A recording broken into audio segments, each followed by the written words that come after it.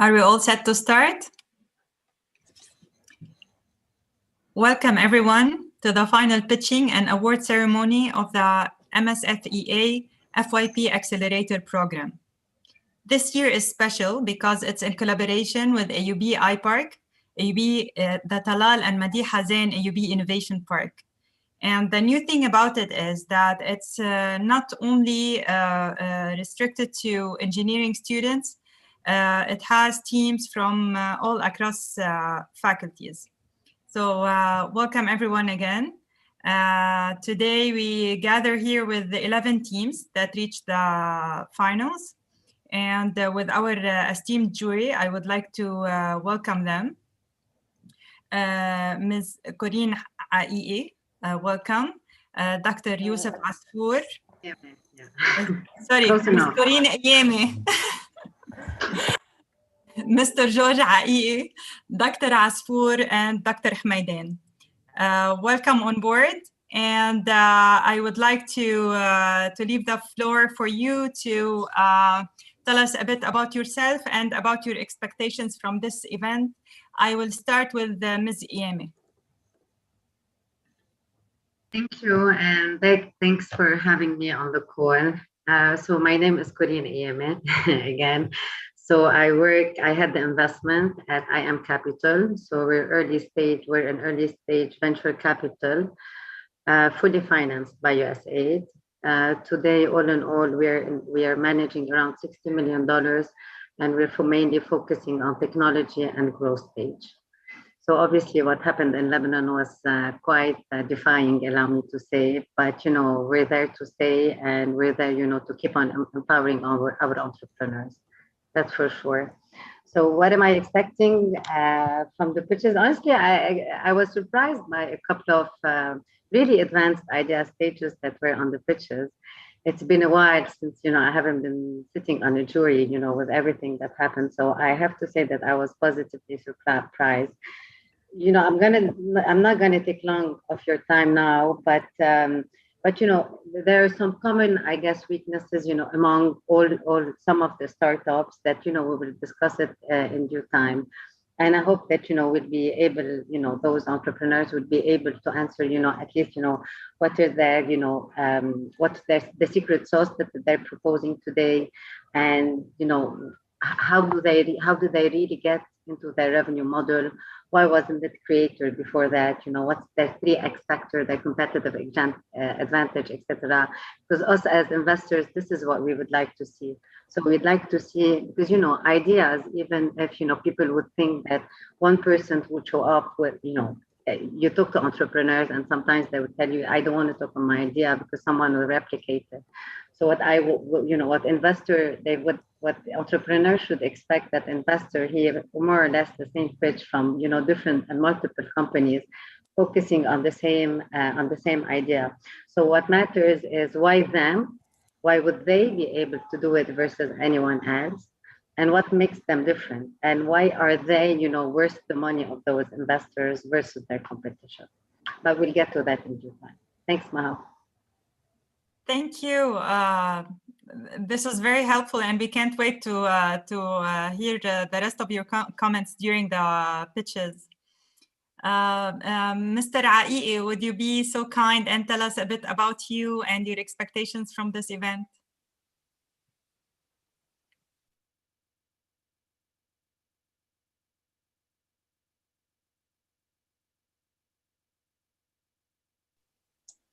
I believe you're muted. I put out a couple of jokes and nobody laughed. I figured something's wrong. No, I was just saying that my voice, excuse my voice because I'm on the West Coast of the US, so it's 7 o'clock in the morning. And I was very excited to see that Corinne joined the Aie family, but I guess that was disappointing if she didn't.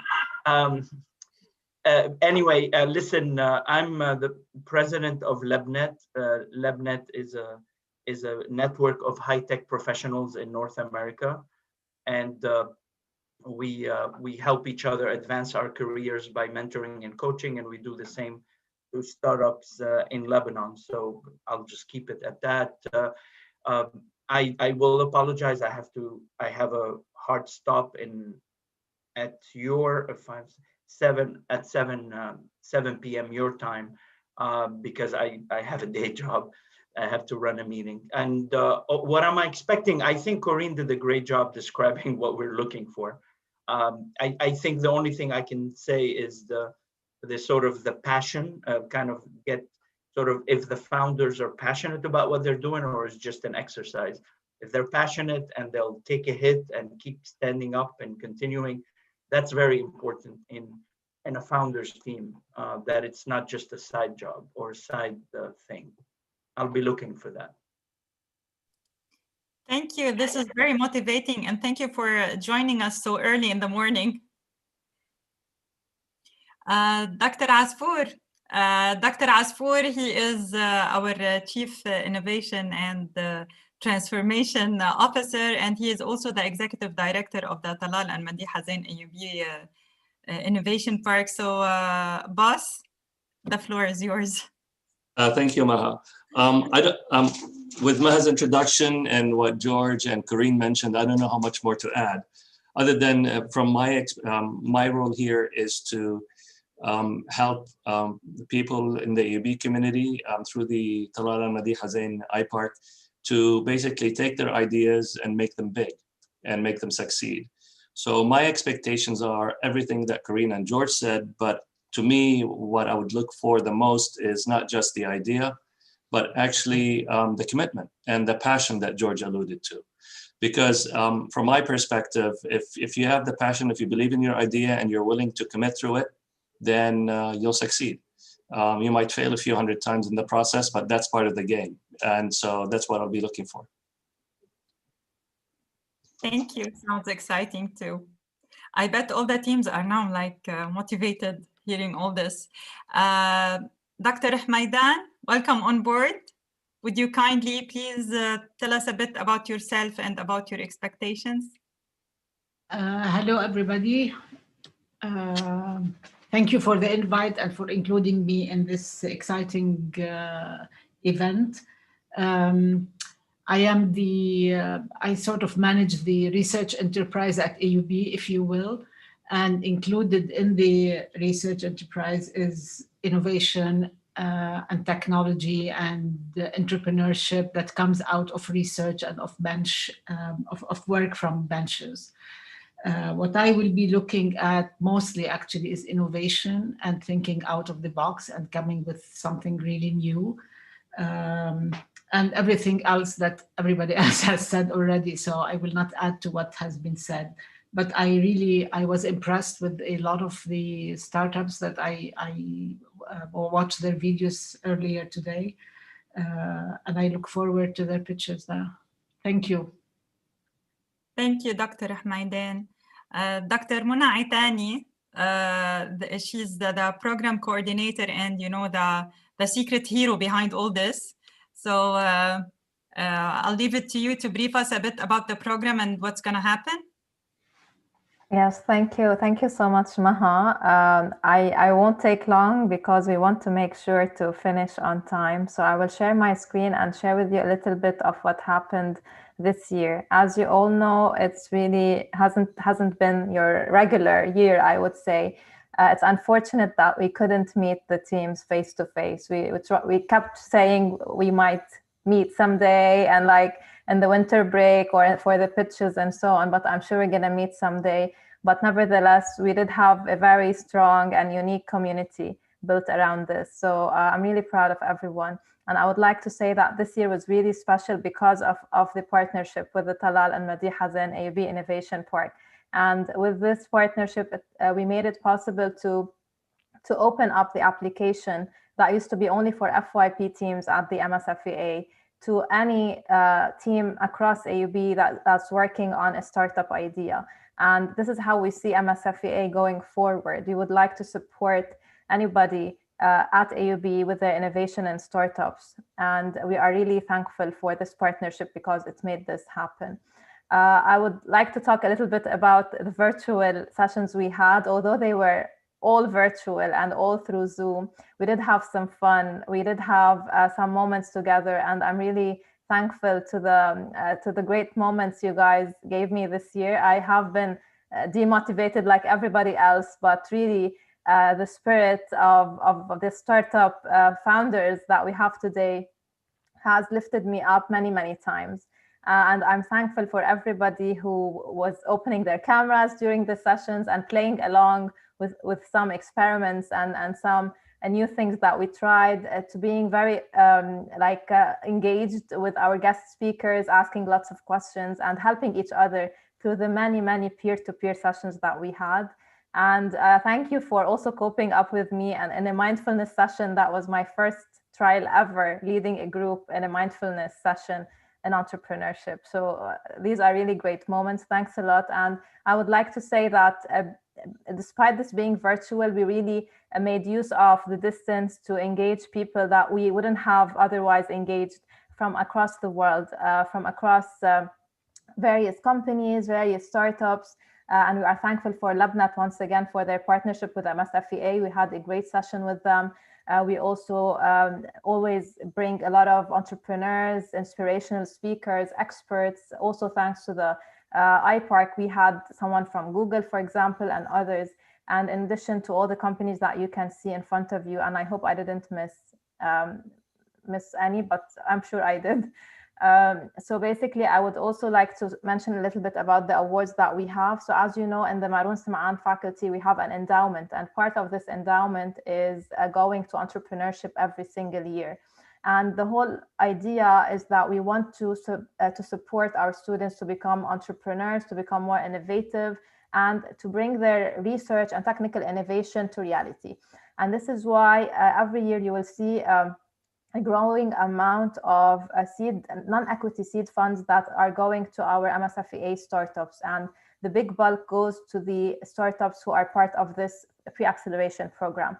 So for this year, we are awarding 4 teams. Today, we will be announcing them based on the results from the jury, 25K, 20K, 15K, and 10K respectively. I would like to tell the teams not to be so happy, because this is really contingent upon you covering certain milestones that you will be setting. So this money is not personal money. It is actually going to your startups. Same thing applies for the iPark, who are generously giving, they're generously matching the first 2 awards, 25K and 20K, for non-engineering startups that are participating in this program. And I would like to say that we have an additional $15,000 US, and we're talking all fresh funds, or real dollars, if you would like to say.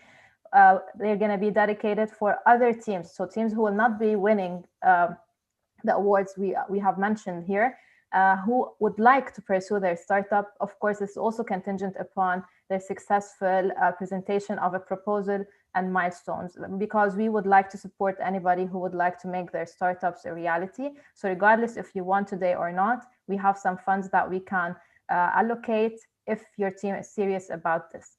And finally, I would like to again congratulate everybody who is here with us today. AUB, G4WT, GORD, FoxFeed, VCare, OCT Analysis, Clover, LAMF, Utrofa, Turid, and Coopers. You are 11 great teams. I've really enjoyed every second with you this year. I really get emotional usually in these kinds of events, but I know that, again, this is the start for you and not the end. So this is how you need to think about it. And thank you so much. For the format of the pitch, as you mentioned earlier, as the judges mentioned, we really want to spend most of the time on the Q&A. So this is why we said we want to have only a 30-minute elevator pitch, and the rest of the time will be dedicated to Q&A. I will be timing so that we don't overpass the time. So it will be 8 minutes per team in total. So including the elevator pitch and the Q&A. Back to you, Maha. Thank you, Mona. So we have no time to waste. Please, teams, try to be brief and straight to the point in your answers. For the judges' questions, this will help you benefit from all judges' feedback, and it will help us also meet the hard stop of Judge IE. So our first startup will be Coopers. Coopers, they have an online shop for hand-stitched pet outfits. Let's hear from them more about their product. And Utrofa, you are next. Be ready. Hello, everyone. We're Coopers. We know how much pet owners love their pets, but there are limited options for aesthetic and appealing products available and very little room for customization. That's why, as a team of designers, we've created an online service combining storytelling with illustration to create unique pet products. We use a pet story as a basis for our personalized designs, which are then hand-stitched on pet necessities, and our visual identity sets us apart in the pet market. Beyond that, we are a community that unites pet lovers on our blog and employs Lebanese stitchers to revive the craft of embroidery. We are very excited to be with you today and are open to all of your questions.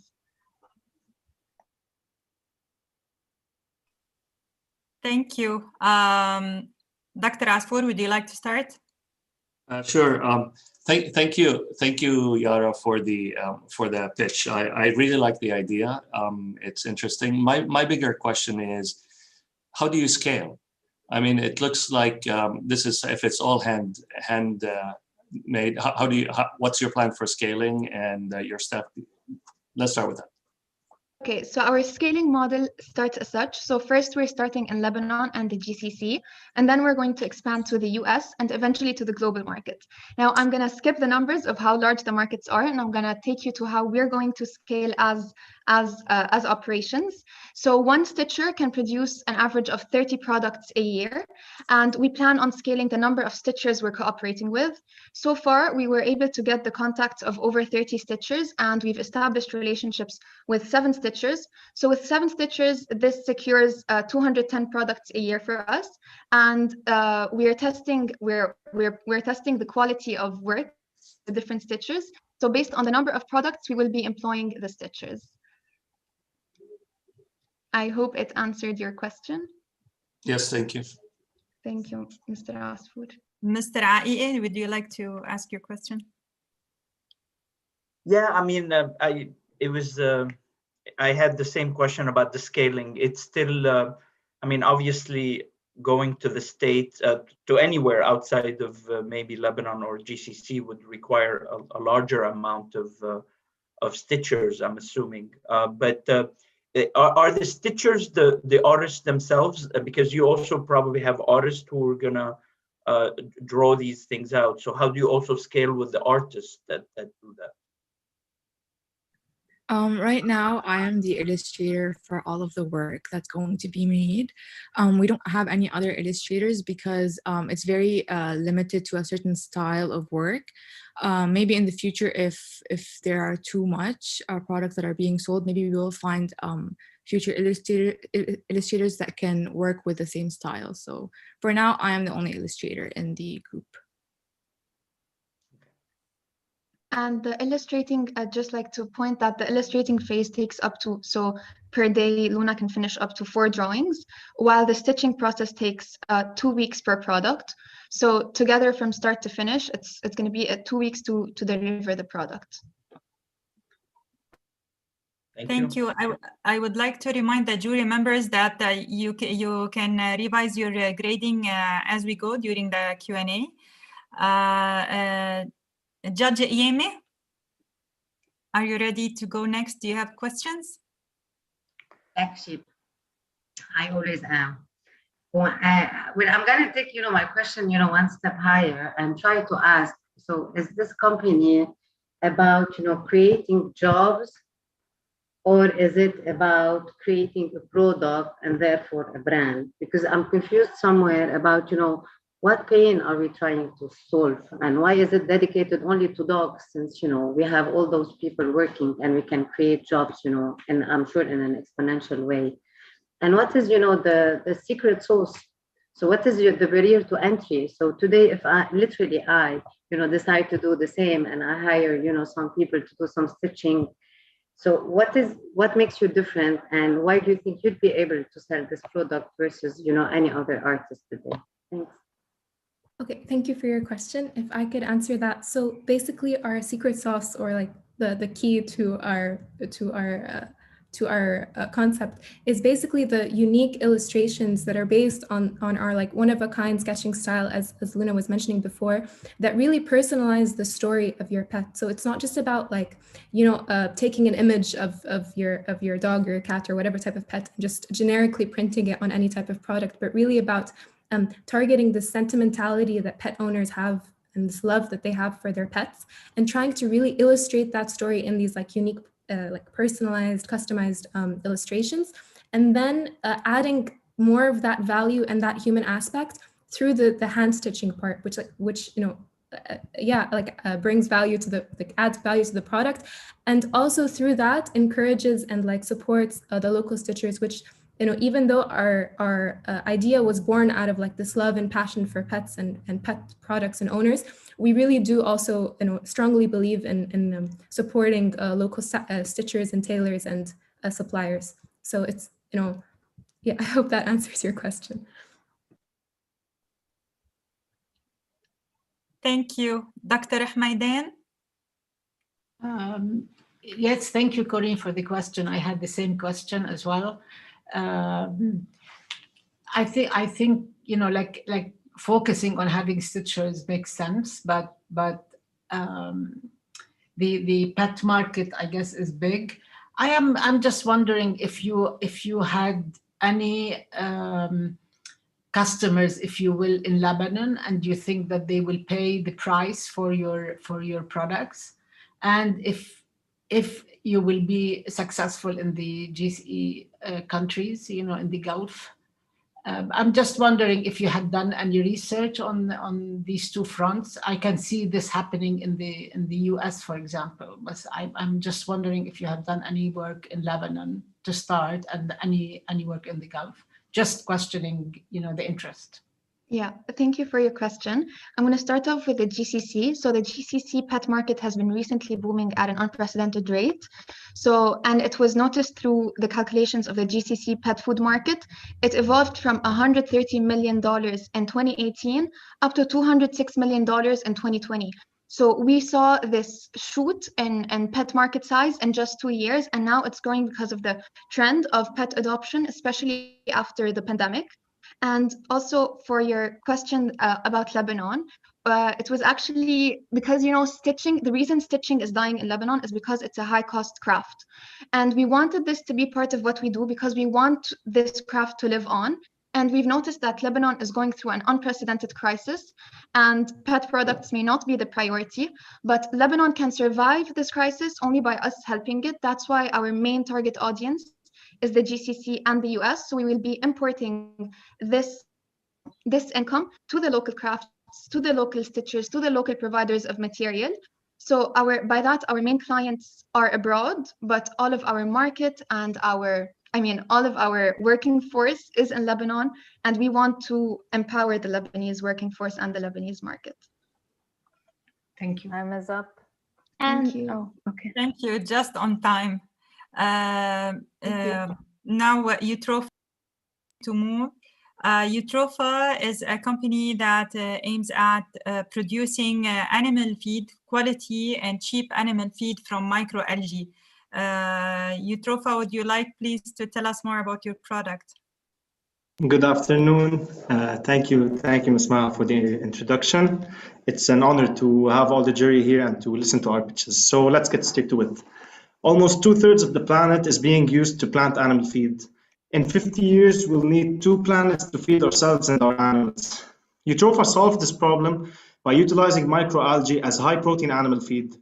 Our microalgae is produced on many systems mounted on household roofs where it grows on organic wastes and carbon dioxide. We then sell this microalgae to farmers in order for them to use it as animal feed. Thank you. That's the brief pitch, elevator pitch. Wow, that's very brief. So how about we start with Judge Iyemi this time? Super high elevator. Hi. Anyway, so I'll ask you 2 questions. The first one is, you know, are we trying to save the world or are you trying to find a substitute? So what is the, you know, your problem? I'm going to go back to the video that you sent, because you start when you, no, just let me tell you both if you want the question, and I'll leave you to answer. Because when I started, you know, hearing the video, for me, it was, we were trying to save the world. And then I was surprised that actually, no, it's just, you know, it's a very interesting idea, by the way. It's just, you know, how the pitch went. But my biggest question is your revenue model. You have to really explain it to me in detail. How would a household pay $1,000 and then, you know, you pay him 100, etc.? I really want to know some details about that. Thank you. Thank you for your question. Khalil, I think it's better if you answer this question. Yeah, sure. Thank you for your question. Regarding the revenue model, so the household buys our system. So it's a subsidized market. We like subsidize it and allow the households to participate in this value creation process. So they place the system on their household roofs. They buy it for $1,000, and we're not trying to make any profits from this market. We then pay $100 per month to this household for having our system and feeding it with the input that goes in this process, which is usually organic waste and carbon dioxide, which is the waste carbon dioxide that comes out of the house. The reason why we're doing that is because actually the reason why this product or this process hasn't been commercialized yet at this scale is because of the price of the carbon dioxide that comes in, which is usually bought as raw carbon dioxide. Khalil, yeah, that was in the pitch, but my question to you is, why would a household agree to pay $1,000 and then get paid 100? How would you be able to, you know, convince those families to pay 1,000, especially nowadays? Yeah, because they're actually making a revenue and they're able to have a return on investment in less than a year, and they can actually scale up. They could buy 2 systems for $2,000, and we would give them $200 per month. So it's like an investment. If I may add, as a brief comment, we're not insisting on the fact that we're doing it on households.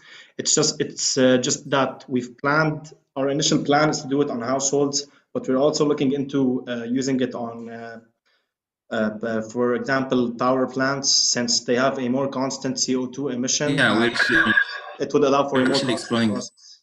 We're exploring multiple alternatives and we're studying them thoroughly, as I said. Okay, thank you. Judge Hamaidan, do you have questions? Yes, I do. I liked your product as well. But there are companies that sell that product, and there is a lot of research about, you know, which was included in your video that I saw, which is great. I don't know why wouldn't you create or generate the you know, following up on Colleen's question as well. Why wouldn't you have a plant to generate it, or work with farmers directly to teach them how to generate it, or something like this? Households, I still can't see it, and that was my question from the beginning. I thought there is a problem in your business model of actually including households to generate that product for you.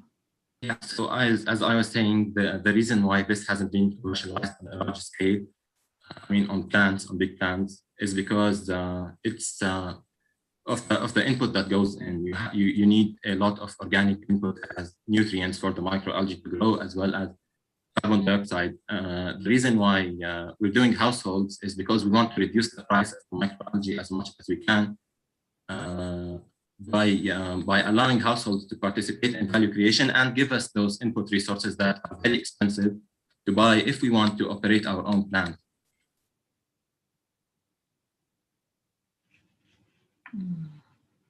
Okay. Thank you. Thank you. Judge Ai'i, do you have questions? Yes, thank you. So I'll also go quick, but I guess aside from the why are we doing it in households and not in a plant, I want to go back a little bit and try to it wasn't clear to me whether this product was already tested? Do animals actually eat it? Is it just like anything else you put in front of them, or I mean, is this something that animals are eating already? There's tests about it, and from a health perspective and all that, that's been established. And then also the question about, you said you have farmers that are interested in using that product. Is it because of cost savings, because it's cheaper than the other feed? That area is a bit unclear to me. At least it didn't come out during the presentation clearly. Okay, I think I can answer this question. First of all, thank you for your question. So as for the subject of quality, it's already being done in the UK, but the idea is that in UK it's done on a factory scale, so it requires a lot of capital. You have huge reactors and huge outdoor ponds that we won't be able to do in Lebanon. First of all, due to the economic crisis, and second of all, we cannot sustain such a factory in Lebanon. So as for the quality, it's already being used as animal feed in the UK, and it's also being used in so many applications. For example, if you know people who go to the gym and they take protein shakes, there are various protein shakes that are made from microalgae that humans take. And also there are a lot of benefits for it. For example, there's a microalgae powder that you can add to water that is nutrient rich, and it boosts your immune system. And these are markets that we are definitely planning on expanding to in the future, but we're planning to start at the animal feed market, given that we're starting in Lebanon, and it fits the fact that there is an economic crisis and it can allow farmers to save costs. Can I just finalize I'll finalize real quick. So as for your second question was about I'm sorry. No, I mean, farmers, if they will save cost, but I guess you answered it. You said yes, it's for cost saving. I'll say it quickly. It's not just for costs. If they want to save costs, currently they have to lower the quality. So what we offer is something that saves costs and actually offers a higher quality. Thank you, Danny. Thank you, Danny. And sorry, we have, I guess, Mona, we have to move to the next startup to maintain the time. The next startup is FoxFeed. It's a website for schools, for school kids to learn about media literacy. So FoxFeed, please tell us more about your startup. Hi, my name is Zain Innovation, and my team and I have been working on a startup called FoxFeed. And FoxFeed is a website offered to schools where students will be able to learn about media literacy. And FoxFeed gives schools a pre-planned course where students will be able to learn from more than 10 teaching modules. Some examples include bias, clickbait, and manipulated media. Students will be able to learn from real-life social media examples, play games, and earn points to compete with their peers. FoxFeed is here for students to learn how to make the right decisions when browsing their feed and to create memories when learning.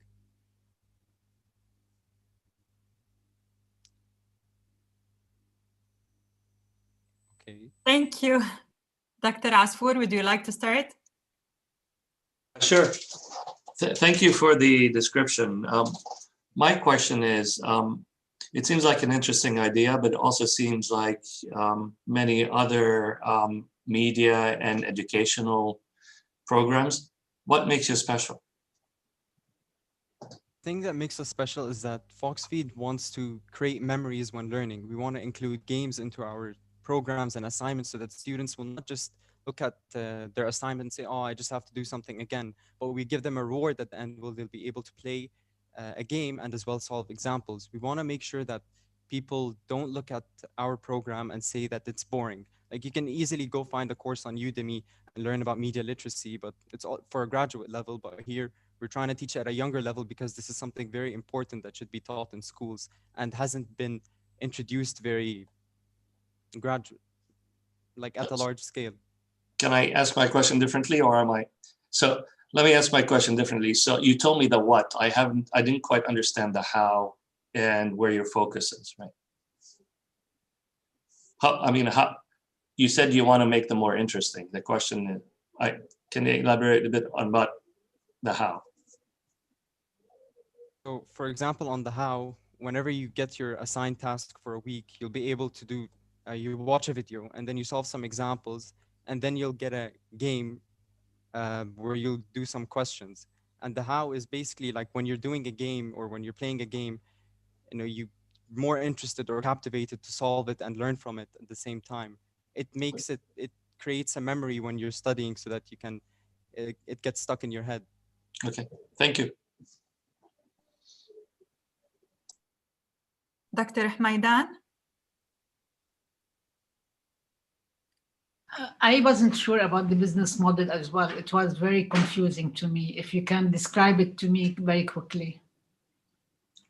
So the business model, basically, we're going to have a subscription base where schools pay per user or per student. And the reason we chose this is because each student has his own cost and his own questions and course. It's the same thing as going and buying a course online.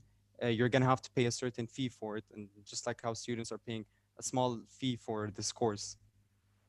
Have you talked to any schools in Lebanon and you saw that they are willing to pay the price, to pay the fees? We've talked to schools. We've talked to a school outside of Lebanon, and we gave them a certain price subscription, and they were interested. They said if we give them this price, they will definitely subscribe with us. Okay, thank you. Judge Iyeme, do you have questions? Yeah, I think, the main questions were already asked. So here I come. I'm going to ask you a question as a mom. So why would I get my kids to watch your content? Who's creating those content? Are they certified? When a school or a family decide to buy something that content, especially when it's geared towards kids, we need to make sure how specific and how diligent the content is. So my question to you is, who's writing it, who's certifying it, and how are you going to do about it? Thanks. Versus obviously the competition that is all over. The content, we mainly do the research and find content, but it's also reviewed by a teacher we have with us on board who tells us if what we're doing is right and gives us certain questions to do, or like leads us somewhere and tells us, oh, don't do this, do that. So this is how we're making sure that our content is certified. So so there is not an extra eye on it. So because you're sending content to a school, it's and schools are quite hard to deal with, especially when we talk about their curriculum.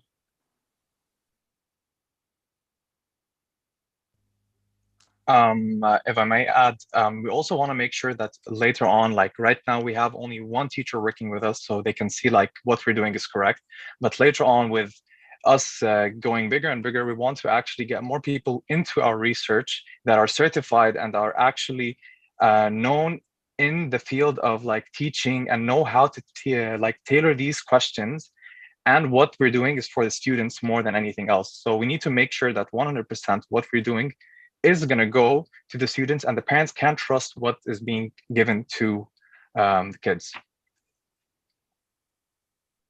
Also, I'd like to add one more point that for now, as we grow bigger, as Muhammad said, we want to have more certified content, and we want to expand from just schools into individuals themselves, where anyone will be able to learn about media literacy and learn how to tell the difference between misinformation and real news on the media. Mona, we still have time for one more question. Yes, 2 minutes. Mr. Aiye, yes. I keep mixing up the family names, so sorry. So I kind of my question is really along the same lines of what was mentioned. Really, how do you plan of gaining credibility and ensuring that you are to be trusted with children education in this case in a non-biased way, by the way, and maybe this is a little bit more of a US view on things. It's very hard to get into the education market, especially through schools, and there's a lot of regulations. And I guess speak a little bit about how do you plan to get credibility into that market, and why should schools trust you as opposed to you being just a company with a teacher that's just putting out content? Like we said, for credibility, we want to include more teachers and people who are certified in this field in our team who can create this content. And in order, like something you said about bias, we want to make sure that we aren't biased with what we're teaching and the examples we're giving to our students. So we're going to make sure to include people from different backgrounds and different majors or countries, so that we make sure we get ideas from here and there, and make sure that we aren't only giving one point of view of the story. The whole point is a lot of misinformation comes because people have different ideas and opinions. We want to make sure to include a bunch of opinions. And another thing, we're also looking at different ways of generating content using AI and machine learning to gather different social media posts that have hints of bias or hints of misinformation, and getting this content and making it into examples into our courses. Thank you. Thank you. Next, we have G4WT. Are you ready, guys? G4WT is a reliable, efficient, and less expensive generators for wind turbines to support renewable energy production in Lebanon and the MENA region. Next, we have GUARD. Get ready, GUARD, G4WT, go.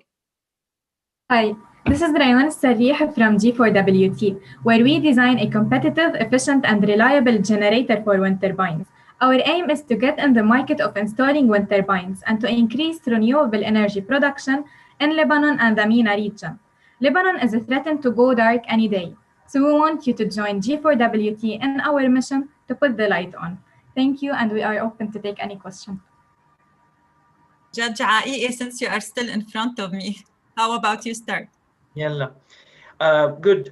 Do you have patents on this design? And I have another question, but so one is, do you have patents for this design? And then I don't understand why you're selling direct and why you're not going through resellers who understand the space.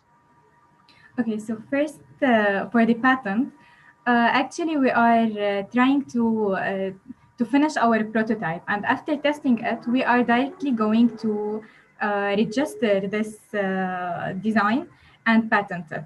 So this is, we are thinking about it.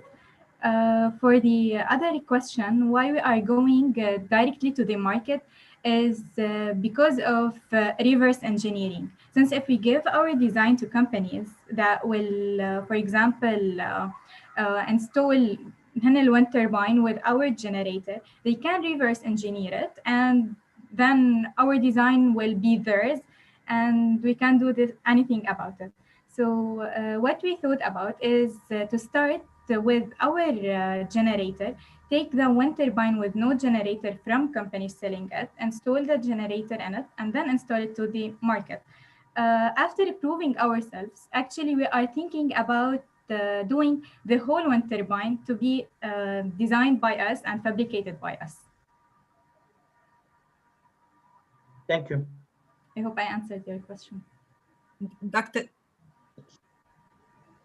Dr. Hmaidan, do you have questions? In the video, you were very excited and you talked about having the generator without the gearbox, which is not a new technology. So what is so special about your innovation? Yes. I want to see the innovation at what you're gonna tell me now. Okay. So for the gearbox, it doesn't only have disadvantages that are the noisiness, the high weight, the huge weight, and it is expensive. It does have some benefits, which is to increase the speed of rotating part in the generator. However, why we are so special, we removed the gearbox, plus we maintained the rotation at low speed, which is 5 meters per second for this design. And we are trying to reach 2 meters per second and 3 meters per second of wind speed in future designs. So I hope this answered your question. Can I just say one more question? Sorry, Maha. You're saying you will be selling directly to whom? Municipalities? That's what you're thinking? Yes, we are actually open to any customer. So if it is a private or municipalities or even wind farms, we are open to any deals. Okay, thank you. Thank you. Judge Yemi? Well, from my end, it's just, I think the presentation was a little bit too technical. So I guess, anyone with an engineering background would be, for him it would be clear. But what I was hoping as an investor is to hear is a couple of numbers and the impact that your technology is going to add. So, right, you're talking about, very, very interesting, and well-written ratios. But for me as an end user, what do I get? And what is the impact and how does it work? What is the cost? How much more electricity can I save? Is it going to come continuously, etc.? What I would understand as, the end client value. Can you give me a little bit of details on that front, please? Thanks. Yes, sure. Actually, in Lebanon, we pay two bills, one for EDL and then for the private diesel generator. Paying a bill for the private diesel generator does impact our community a lot, plus it does impact our financial status. Since it is recurrent, we pay it every month, for example. However, when we install a wind turbine, even if we are paying like more amount of money at the start, then if we change it to a scale of dollars per kilowatt hour, we will be paying less, and its lifetime is more than the diesel generator. Also, those exactly. Those were in the pitch, I know, but for me, a lot and I will get less is not, an answer. A lot, I should know 10, 20, 30, 40, 50%. I need numbers, and I guess going down the road. Do you have those? I can answer you on your question. Right now, if we calculate how much we're paying for the generator, the private generators, along with how much we're paying for the electricity from EDL, 1 kilowatt, we would be paying around 600 lira per 1 kilowatt. No, if we calculated it, per 1 kilowatt hour, I'm sorry. If we calculate how much we're paying for a wind turbine per 1 kilowatt hour, it would be less than about 200. So we are like paying 30% of the whole price. But the whole the problem about it that you have to pay your electricity bills for about 15 years from now. Ahead 15 years. So that's the fallout. I hope that answers your question.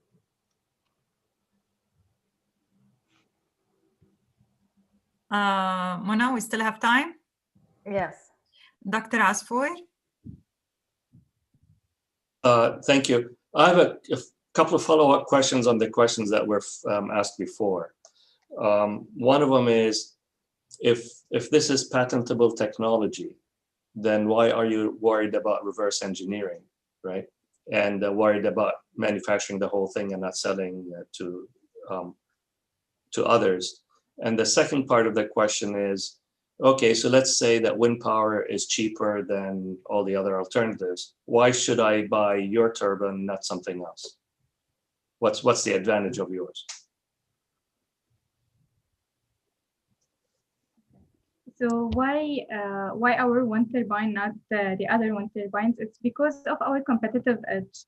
Where we are removing the gearbox, it makes the wind turbine less weight. Less weight means taking less area.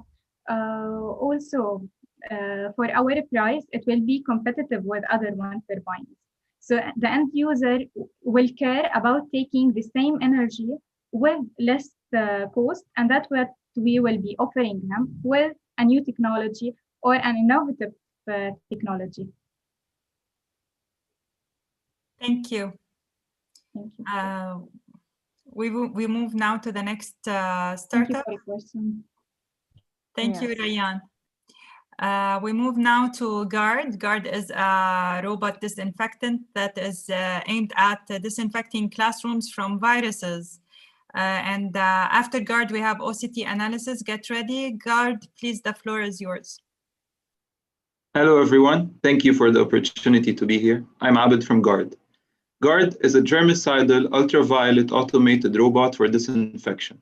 GARD has the capability to disinfect rooms from bacteria and viruses like COVID-19 with a 99.99% disinfection rate in less than 5 minutes. So if you're sick of being sick, GARD is here to keep you safe. I'm looking forward to answering all your questions. Thank you. Dr. Hmaidan, would you like to start? Yes, please. So UV killing germs is not new. So what are you bringing to the table? Well, first of all, when I saw your name and the judges, I was really excited to hear your questions. What we bring to the table is a new way of using this UV. So instead of using it manually or installing it in a static position, we are going to hover the UV over the surfaces in order to disinfect them, giving it the capability to get lower, higher, or to tilt. So it's just the automation, but then Yes. I saw your pitch, your video, and you're gonna get all the pieces from other companies. So what is your technology? What are you bringing again to the table? Exactly. So our technology is basically, first of all, we're putting it together like these slides and the system itself. And our technology basically works with the way the robot functions. It's a cable suspended robot. So what we're doing is that we're ensuring that these UVC light bulbs have the capability to be able to tilt and to reach the surfaces they need to reach. And this is something that makes us different. Like the way we've put our product together, the architecture of the product, and how agile it is. So our product could be designed for any room, basically. We take in the room as it is, we kind of bring it into our software, we change the dynamics of the product so that we could reach all the surfaces we want to reach. Can I ask the last question? Of course. What is, no, I'm asking Maha if she lets me. You mentioned that you have clinical trials with UBMC. What are these clinical trials? What are you testing? Yes, so first of all, we wanted to test that the capability of this robot to reach the surfaces that are covered. So we actually acquired those emitters from American Ultraviolet, and we are planning to place them in a classroom in Bechtel, all over the classroom, even in the shadowed areas, and to install GARD over there and see the amount of dosages that these dosimeters are collecting. And if the dosages are enough to destroy COVID-19, then we've hit our targets. Okay, thank you. Thank you.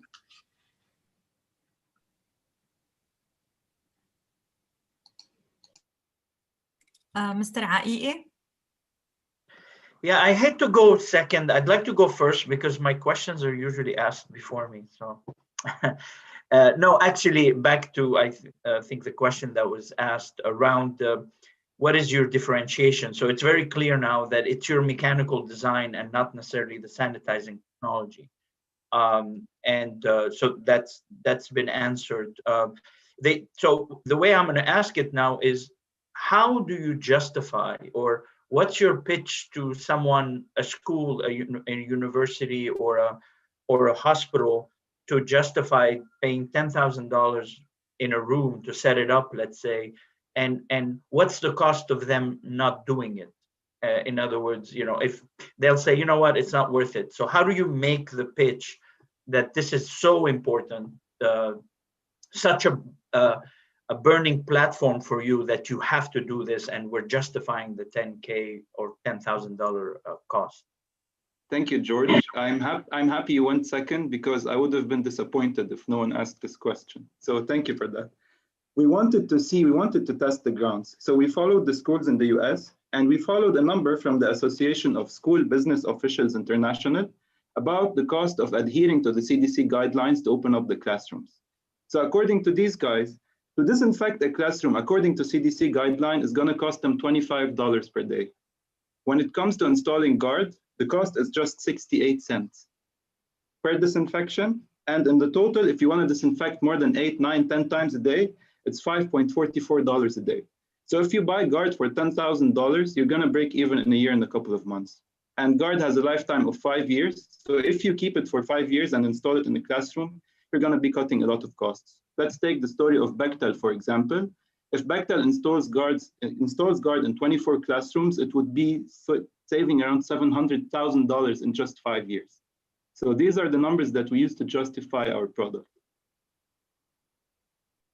Thank you. Like the passion. Thank you. Dr. Asfour? Let me ask you, I also like, next time leave me last so I don't have to ask anything. My question is, I understand it's the installation and it's the mechanics, not the technology, but there are also other technologies that do this. For example, just a few days ago, I think I heard about a company that came up with an air ventilator that sucks the air and does something similar to address the same problem. I honestly don't know what the cost of that is, but certainly the installation is much easier. So have you done some competitive analysis, not just on UV, but other alternative and not just humans? And can you talk about that a bit? Yes, of course. So the way we look at this is that we aim for the classrooms to have an integrated disinfection system. So Guard has the capability to disinfect the surfaces, to disinfect the frequently touched surfaces, while there are technologies that are there to disinfect the upper air. So these technologies are installed in ventilation systems. And we aim to produce a product like that, actually. And this is part of why we asked for the funding. As for the competitors in the same line of work, Guard costs 1/4 of what's next. So the next product that's almost similar to what we do and has the same speed and capabilities costs around $45,000, while we're selling for $10,000. And we also have, if you buy 5 of Guard, you're going to be paying the same amount of money, but you have 5 times the lifetime. So this is what makes Guard unique compared to other UVC technologies. And this is what makes it unique compared to the technologies that work on disinfecting upper air. But we do believe in those technologies, and we do care that they are also purchased and installed. Thank you. Judge Iyeme? I'm just going to ask about the use of proceeds and how are they going to be utilized? Thanks. Can you please repeat? I could not hear you very well. For financing and the use of proceeds. Yes, thank you. The use of proceeds will first of all be done to expand our inventory. So as we have mentioned, our product is based on collecting several items and placing them together inside the mechanism. So we want to expand our inventory to hit our sales targets efficiently without having any supply chain issues. This is the first target. The second target would be to recruit more talent to our team. We're currently 4 main founders, and we have 4 other students supporting us without earning anything. They're very passionate. And we also aim to develop 2 other product lines. So beside Guard that is fixed for classroom, I've already mentioned the upper air ventilation, and I didn't mention it yet, but it's supposed to be a mobile solution that could move in the hallways of floors and disinfect walls and disinfect the floor. Thank you, Abed. Time is up, Mona, right? Yes. So next we have OCT analysis. It's a patented AI software that assesses eye healing by analyzing OCT eye scans quickly. Next we have Clover. Get ready, Clover OCT analysis. Please tell us about your product. Hi, everyone. This is Amjad, and along with a team of doctors and engineers, we've tackled the problem of hazy vision, which is a common side effect of eye surgeries. Our patented software, OCT analysis, uses artificial intelligence to detect haze by analyzing eye scans from OCT machines. It is fast, it is accurate, and fully automated. Our prototype is being currently used in multiple clinics, and we've been recently contacted by an OCT company called Zeiss for a potential partnership. We aim to build an all-rounded eye diagnostic tool in ophthalmology clinics and digitalize eye care delivery.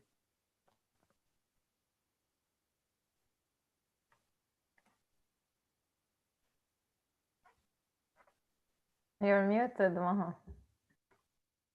Oh, sorry. Thank you, Jad. Judge Ai'i, would you like to start? Yes, I get to ask a question first. So it wasn't clear to me that the funding that you're asking for was to develop further functionality or to sell and market what you have now. So most of the fund will go to develop further technology. We aim to, as mentioned, we aim to create this all-rounded diagnostic tool in the clinic and not just tackle haze, because haze has a kind of smaller market. It's a niche, and we want to expand above it.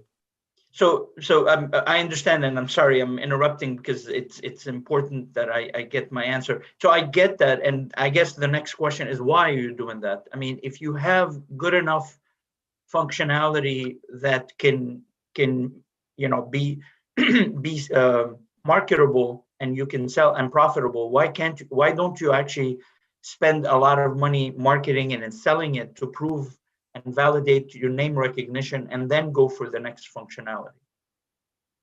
So we believe that the market of haze is quite small, but we'll do that for sure. We're going for haze, and in 2 weeks we'll be launching the first prototype, and hopefully launching to more and more clinics. But the money making is mainly not just in haze, but in developing the rest of the product. This all-rounded diagnostic tool, we don't want our tool to be used in a subset of patients only. We want it to be used in almost every patient in a refractive clinic. Okay, thank you. Judge Ieme? Yes, hi. I'm going to ask about your patent. Where is it registered? It is registered in US and Europe. And can you remind me about your funding needs? $580,000 for 2 years. Right, that's it. Thanks. And did you start generating revenues? Or you're simply at the stage where you're testing the product today? No, we're still testing the product. It's a kind of tough market to penetrate. Yeah, but it was a good pitch. Thanks. Thank you. Dr. Hmaidan? I think they validated the product, a lot, and it's time to move to generating money. Where is Jad? So I understand. I know about them. That's why I don't ask questions, because I know everything they've been doing, and it's time to sign these agreements with the companies that are interested in the product. We need your help. Working on that with them. Good luck. I don't have any questions. Thanks. Thank you. Dr. Asfour? I know them as well, but my question is because I know them, maybe. Basically, what you have is very interesting, and as Fadia mentioned, it's a very well-validated technology. I think that question is, there's a lot to be done, not just mostly in signing those contracts and knocking on doors and building the business, all of that. How are you going to do all that? You're all very busy people. I understand. This is a valid question. We hope to onboard some more people on board to help us with this. We're relying on our connections in the OCT industry with Dr. Awad to hopefully accelerate those deals and facilitate certain connections. Thank you, Jad.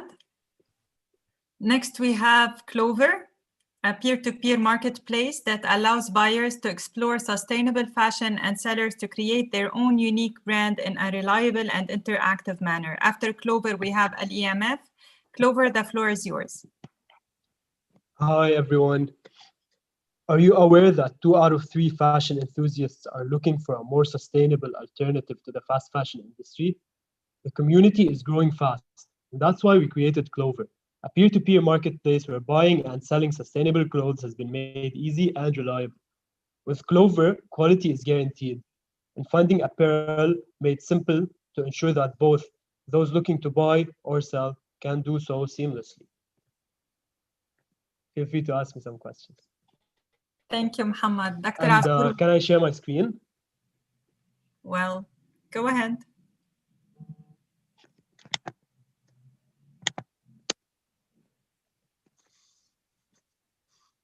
Okay, so we get to ask questions now.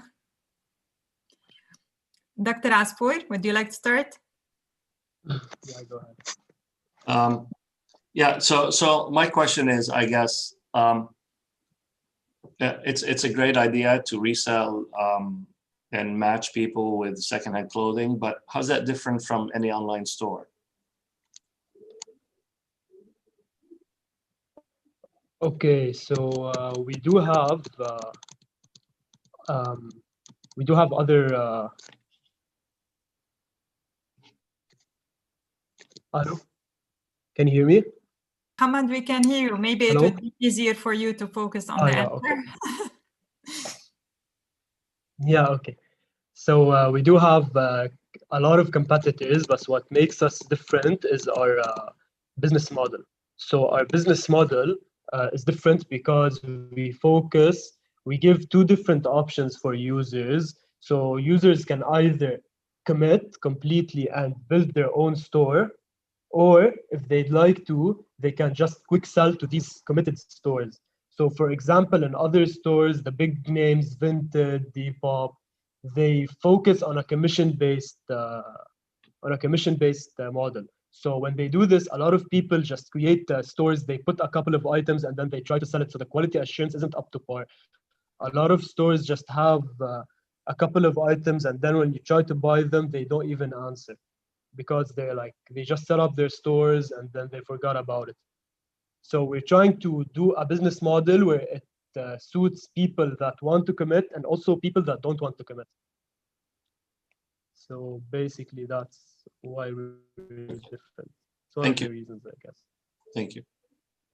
Judge Ieme?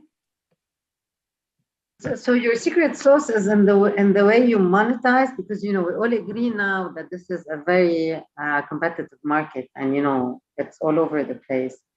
You're saying that your business model is what is making the difference. So if any of your competition, found out that your business, the business revenue model makes more sense, and decide, to pivot into what you're doing, you'd be completely out of business, and the majority of the store already have, people and content, not content, stuff, and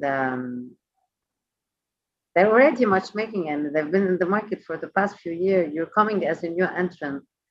Again, I would like to hear again about the secret sauce that you're proposing, and it cannot be monetary, because you're selling fashion over here. If I can answer. Yes, the difference between us and our competitors is that our competitors are all located outside.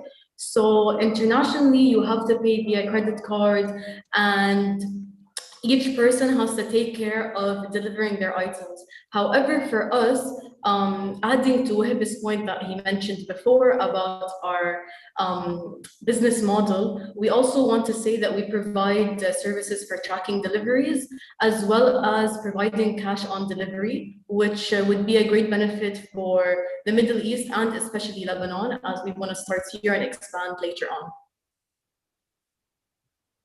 Does this answer your question? It does, but it's a weak one. Dr. Hmaidan? Yes, my question is, you have a niche clientele, if you will. Do you intend to expand, or in the future, how do you expand your company to do more, to attract more customers? I'm sorry, can I answer? Go ahead, Shadi. Hi, how are you guys? First, I hope you had a good day. What we are envisioning for our mid to long-term strategy is we attack from below the fashion industry, which is we start with the mid to low margin items, and then we go through higher and higher margin items. So that's it, and this would let us get into more pricey stuff, get us to get buyers that are different than just people who sell from their houses, for example.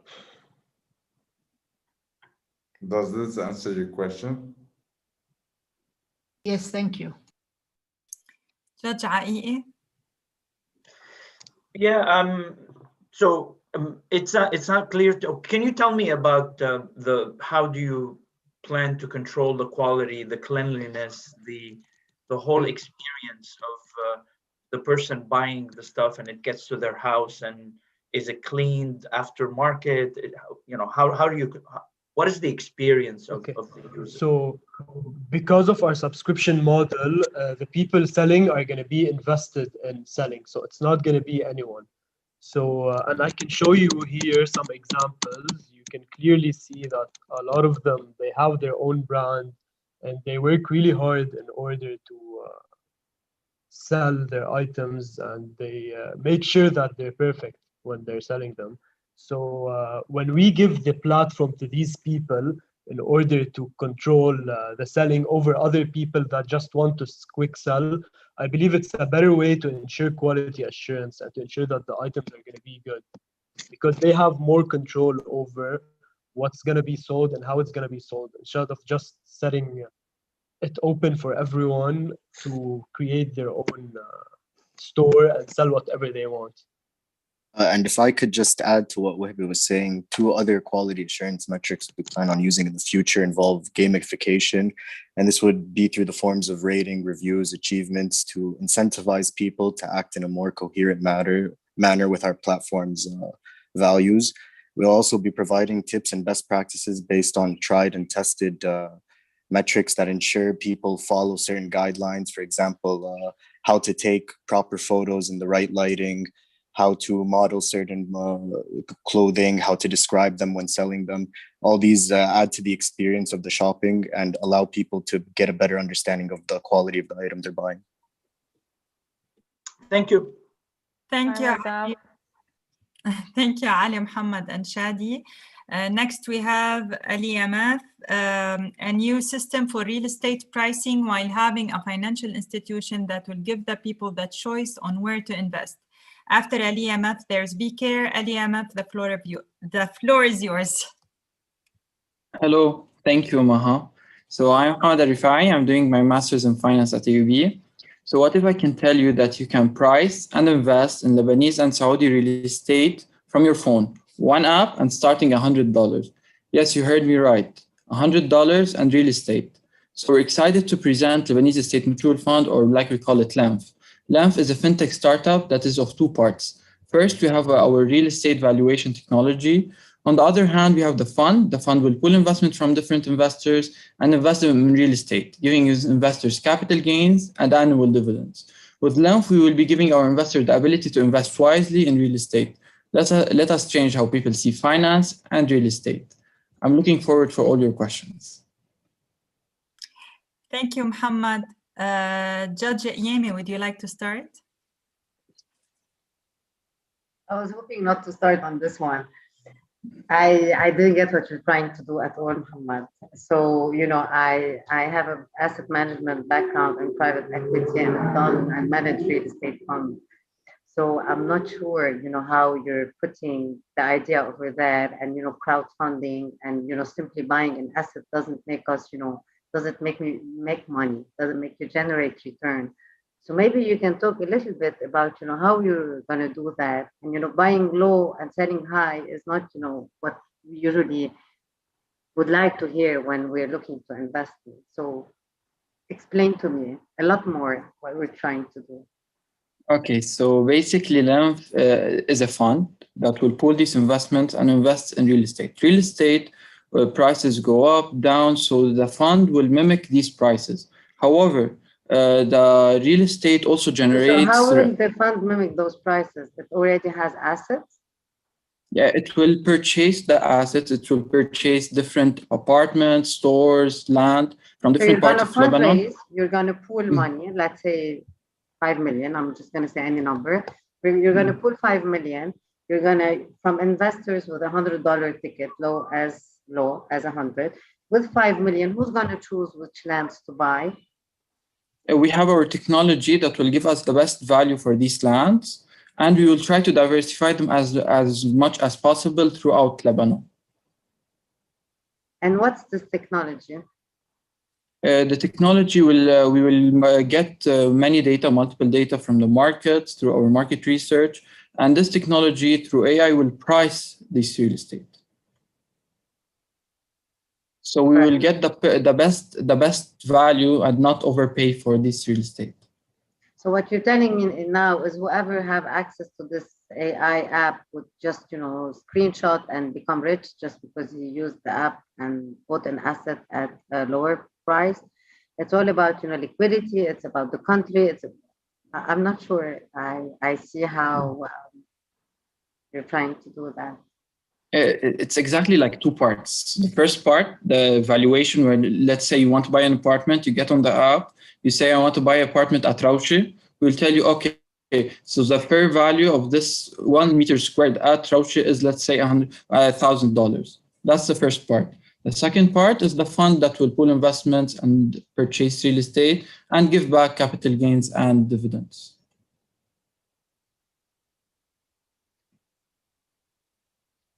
Okay, Judge Aiqi. Yeah, same comment as Corinne. It's if you're not you need to be focused on one thing or the other. I mean, they're both big ticket items. I mean, if you really are going to be the de facto marketplace for valuation of housing, for instance, like Zillow is in other countries, you need to focus on that. It's a marketplace play. It has its own rules and how to go about it. If you're a real estate fund, it also has its own thing. So I'm a little bit confused. There's two things at play here. Maybe not to put you too much on the spot, I guess one question is, how come you're not using comparatives like other countries or other applications do to evaluate homes? When I say comparatives, I mean, on the third floor, something sold for that much. So we estimate that on the fourth floor, it'll be that much. And that's how kind of the Zillow and others work in the US and other places to estimate the value of a house. Okay, so basically we wanted to go with the fund, but we thought that we will be already making this technology to value this real estate, not to buy them overvalued. What you said will be embedded in our technology. Multiple factors will be embedded in the technology to value it properly. So we actually, we wanted the fund. However, we said we have this technology, let's make it accessible. Yeah. Okay. Just I would imagine I would have you stick to the fund then, and then have your own IP sort of technology to help you with that, and then you become really a fund, because you have to focus on one thing or the other. But that's my advice. Thank you. Thank you. Dr. Asfour. I have the same comment as George. It's more of a comment than a question. It seems like there are too many things here, too many ideas. There's the fund, there's the real estate management, there's the technology, and doing it all at once is very difficult. I think focusing on one of them, and then we can start asking questions about how you get that one working, I think would be very helpful. Because the other part of the questions, if I want to turn this a question, we talked about the technology, we talked about the fund. We didn't talk about how you take those real estate and generate revenue on them, which you seem to be guaranteeing a certain amount of interest back to the owners. So there has to be. So can you talk a bit more about that?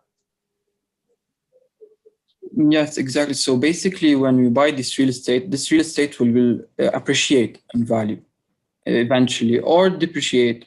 However, the rentals, we will rent them out. The rentals will continue to generate these dividends. So it will be like a stock that the price will go up and down, plus it has a dividend. Okay, thank you. Thank you. Dr. Hamaidan. I don't have any questions. Thank you. Thank you. So next, we have VCare. It's a virtual reality non-medical solution to distract patients and relieve them from pain and anxiety during hospitalization. After VCare, we have to read Get Ready. VCare, the floor is yours. Hello everyone, we are VCare, a health tech startup, and we are introducing virtual reality as a non-medical solution to lower the level of anxiety of patients within the healthcare system. Through this tech-led innovation, we are channeling the patient's thoughts and worries into alternate and entertaining realities. So we focus on designing virtual environments that are patient-specific and synchronized along with the medical procedures. So attaining a high level of immersion and prioritizing the user experience. In short, our journey aims at minimizing the suffering of patients while being treated. Thank you. Thank you, Jenny. Dr. Hamaidan, would you like to start? Yes, just one second. I checked what's available in the market, and there are a couple of companies that do the same. And there's one in Europe which just got a lot of investment. So what differentiates you from what's available already? Okay, so basically, in short, what's our competitive advantage is that we are focusing on the content. So by looking at many of our competitors, we realized that the content is very generic within the market. We also we were lucky to actually meet with a doctor in Dubai that is working, that is like researching VR in healthcare. And she highlighted that the main issue when these companies come with VR to give it to her, to use it on her patients, is the content that they're providing. And what she loved about our company, our startup, is that we focus on the content, and we also want to develop the content to be synchronized along with the medical procedures and not just being given to the patient before or after the procedure. So other than that, we also focus on saving the doctor the time that is lost and the rescheduling time that is lost because of the patient's anxiety. And this would also give him a plus to the competitors, the other competitors that he has in the market. Okay. Thank you. Judge Aiqi. Thank you. Thank you actually for clarifying it. That's what I thought you were focused on the content. And I guess the questions I have is, one is, what is the hindrance you see from going global right away? In other words, to a global market rather than focusing on the sort of the small markets that you had. Sorry, I forgot, but you had mentioned maybe something more regional. And the reason I say that because your product right off the bat is a global one and has potential in other markets right away. So that's one. Two is, have you considered other areas like adult fear of flying and doing something like that also as an extension? Yeah, so to answer like the second question first, we aim at scaling into different medical procedures also. So at first we're looking at this short-term procedure because it would help us collect the data that we need for all age ranges, and also to learn how to design for all these age ranges, even through one medical procedure. And even we are looking at a sleep procedure for later on, and we got like a confirmation today from a doctor that he is willing to help us to provide us with patients and to help us with the research through this procedure. So we are not just focusing on one; we want to expand to others. And to answer the first question, it's more about first getting and gaining the credibility and being able to prove that we are able to do this in order to go global. And this is like the first pilot studies that we're going to go through. We're going to do publications as well to show that we are able to do that. Thank you very much. Thank you. Welcome. Good luck. Judge Yemi. You have to explain to me again what's special about your content. Yes. Okay. So basically, we want to work along with the medical procedure. So if a patient is, let's say, getting a blood extraction, we want to create an alternate reality that doesn't really. Yeah, that's fine. So he put on the thing. Okay. So now whether he watches someone, walking, jumping, or singing, because you said it's about the content, right? Because we all agree that this technology already exists and is being used already in Europe. It's not something new. It's been there, So why would you think that the content would make a difference? I was under the impression that as long as it's kids related, it would take out the pain because they're just thinking about something else and it's all about the goggles that is taking them to this parallel world. So why would your content be so different and so attractive versus what's available in the market today? Okay, so what we want to focus on is also like the type of how much you are immersed into the content. So depending on how much pain the patient is going through or how much anxious the patient is going through, the content will be immersive as much. And also we are gonna study along with the doctor what is the best content that should be provided for the patient to be as distracted as we need the patient to be. So it's not gonna be just a game that we get or like designing any game that you can see in the market. We want to, the color will be specific. The music that you will hear will be specific. It's gonna be. Elsa, if you want to add. To elaborate on this, so I'm the medical student working with them. I'm Elsa. So basically, the difference in content is that our content would be not only distracting the patients with vision, but also like stimulating, for example, when we have a blood extraction, stimulating the needle. So when we put the needle, we would have a character that would, for example, be touching the patient who is watching. So this is how it would be different. Yeah, so like to simulate, but in a different way. So you wouldn't be triggered if, for example, you get hit with a shot. You wouldn't be triggered because something in the virtual reality scene is actually doing the same thing. So it goes along with it, and it doesn't create this wrong reality, or it wouldn't make you feel as if you're not comfortable in the environment. It wouldn't trigger you to like remove the headset. So it's, in one word, it's personalized and synchronized in the best way possible to challenge and balance out the pain and the level of anxiety.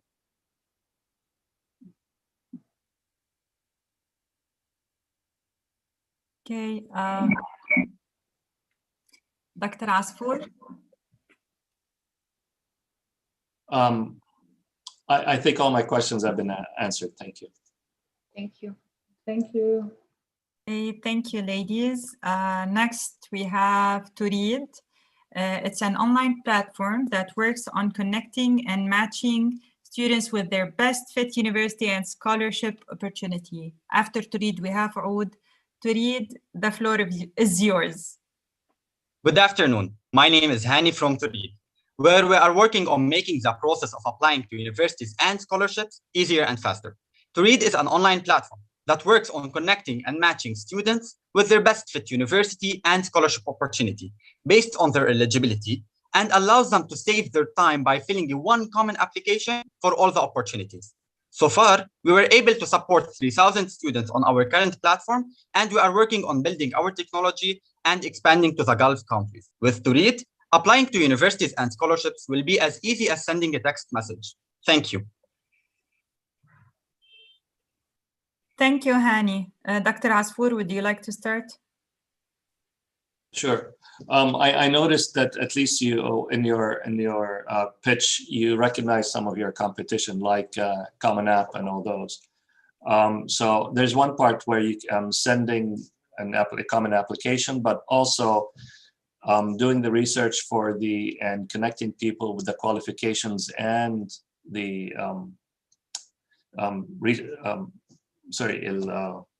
scholarships, right? So, yes. So my point is, in order for this to work, you have to have a critical set of relationships with universities, with scholarship institutions, with all of that. How do you plan How do you plan to get started? Okay, Because this won't work with one university and one scholarship, right? Yeah, actually, this is true. So mainly what we are planning to have is we started talking with universities and scholarship foundations, and they showed interest that to be having their applications on our platform for us to be reaching more students and to be supporting them, which from the university side, it will ease the process and the administrative things that usually happens, and will give them more clean data. And from the student side, it will be easing the process on them. So regarding our timeline, like how we're going to start with it, we started building our technology. We are approaching universities and scholarship foundations by telling them about our technology and what are the things that we are doing and how we can help them and support them with the outreach. And we are building like partnerships with them. And whenever a student submit an application, it will be received on the universities and scholarship dashboard, which is specified for them, where they can review the applications and contact students from there. So I'm not sure if this answered your question or your concern. That's fine. Thank you. Thank you. Great. Dr. Hamaidan?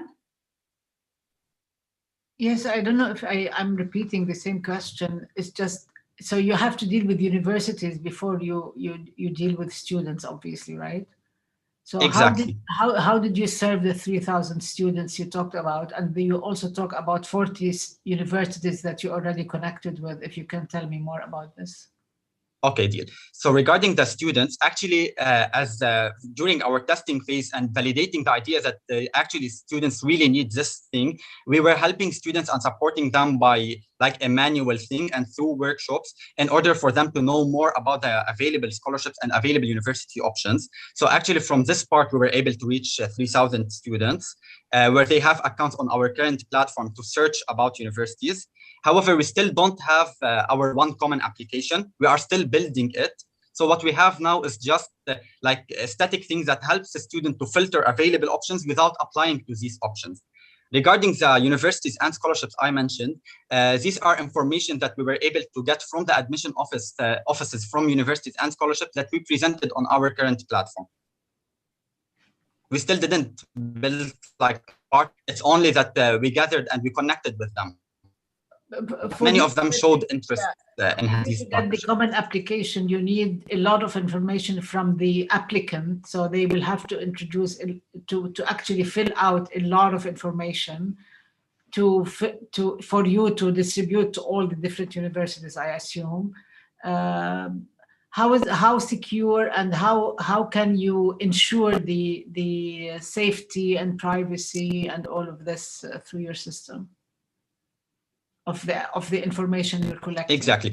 Regarding this point, after we have talked with universities and scholarships for having like the security issues, and do prefer not integrating with their already existing system. So for this part, I mentioned that we're going to have a dashboard for universities and scholarships without it with their system. However, regarding the students, they will just be filling the information that they usually fill in like any other application, but instead of filling it multiple times, they will be filling it only once. So for the security things, we're going to integrate with the university's system in order to keep their system safe and not to integrate with their safety issues and safety concerns that they might have. Okay, thank you. Judge Ai'i?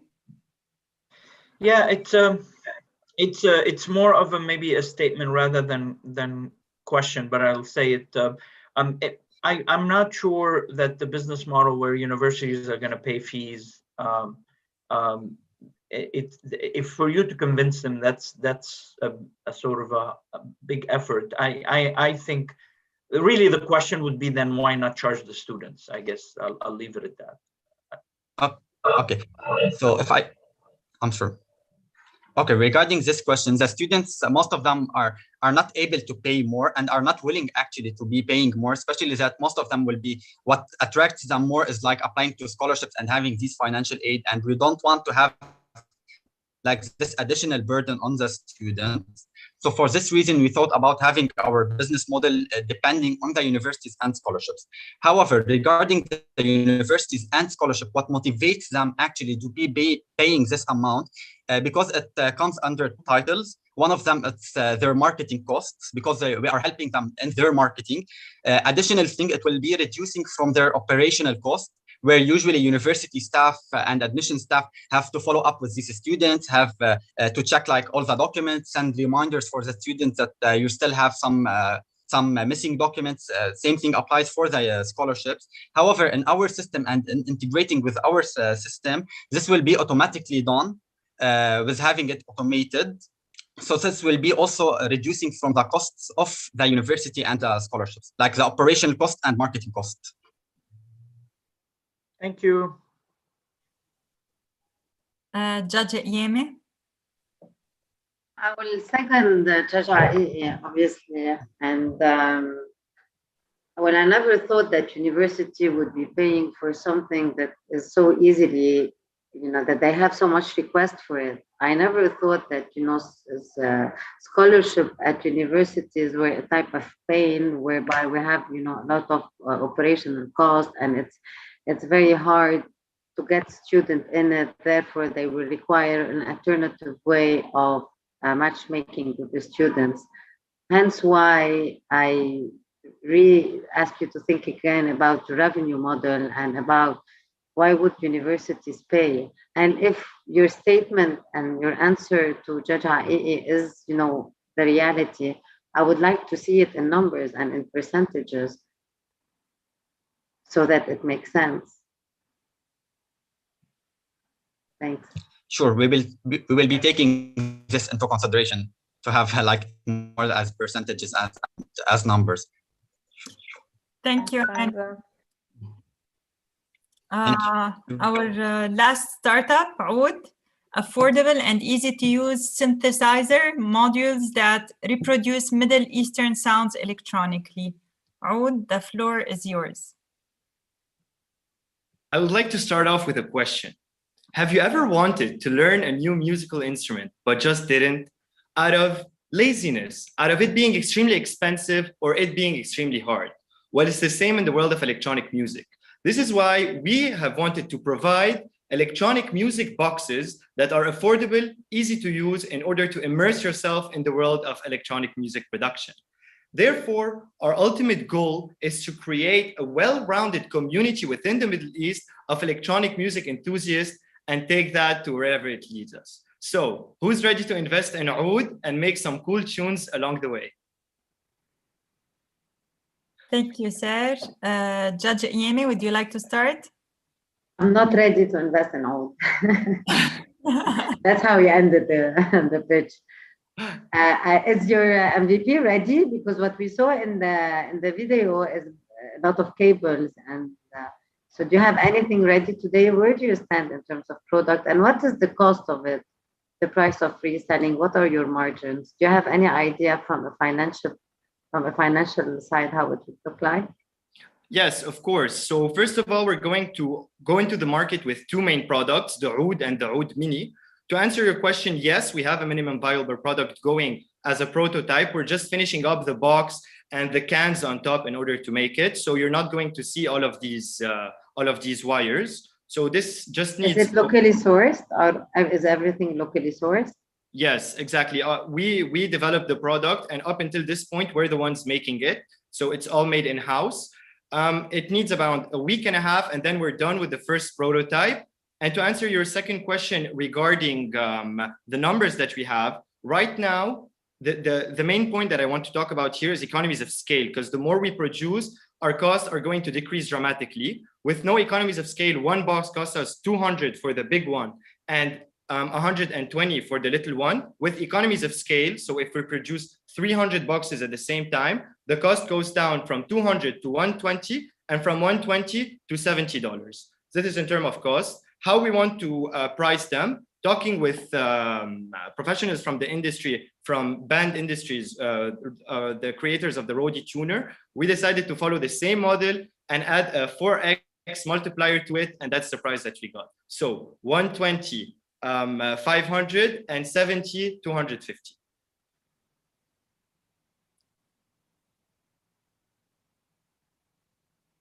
Okay. Judge Ai. I mean, you start by sort of asking whether people want to learn music fast and everything, but I'm guessing you're really not solving that problem, because that problem is easily solved with digital synthesizers. What you have, and at least that's how I understood it, you're really going for a very niche market of people who like analog synthesizers, and you're designing something that's sort of technology that's available. There's really no patent on it. Again, why would Oud, I mean, how can you get a stronger brand name all of a sudden to be able to compete with the other players who are established, who have gotten their manufacturing optimized in China on such, I don't want to call it low tech, but very much available type of technology? So that's actually a very interesting point that you raised. But right now we know that we kind of live in this post-digital world where people no longer want to rely solely on their laptops, but need this analog gear in order to create the music. For example, in 2020, we know that it was the groundbreaking year, the record-breaking year for vinyl sold around the world. Just comes to show that we're going back to our roots and also wanting this analog gear, which is quite expensive and hard to understand. This is why we're starting off simple with the box that you need, as the first point that you were mentioning.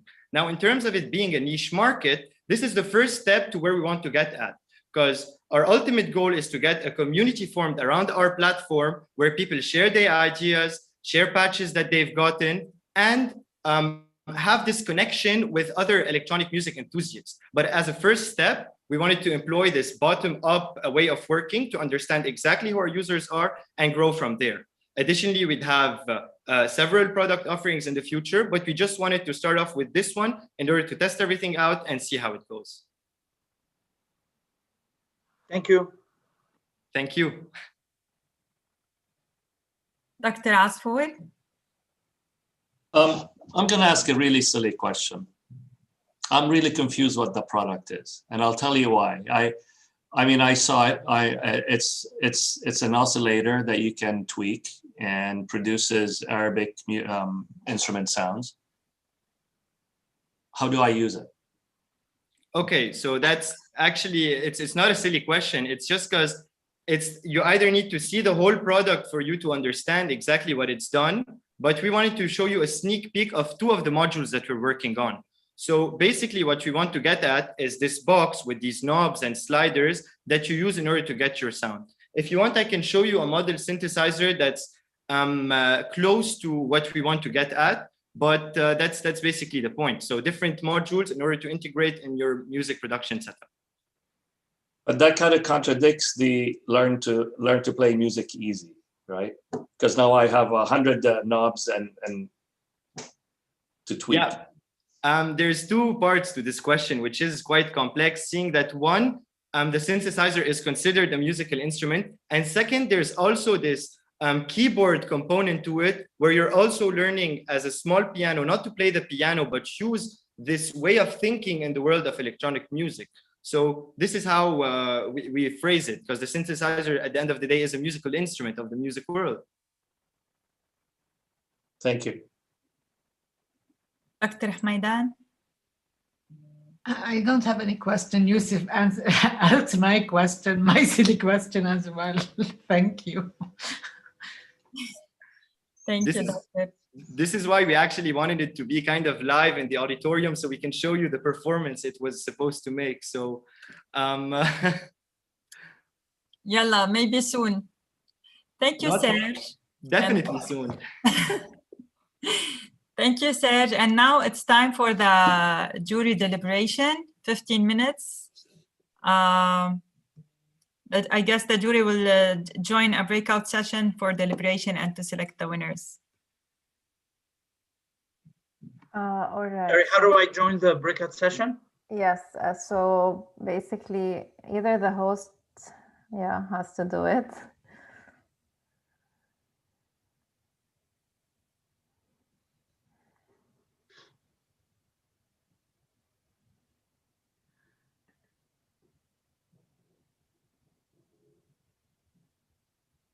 So we have 2 more judges. Please host, and if you can add me and Maha as well to the room.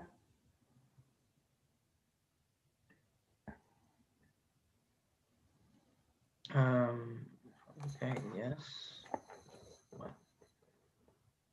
Is that what we do? Just No. You need to, the host needs to manually assign you to the room. So. Okay.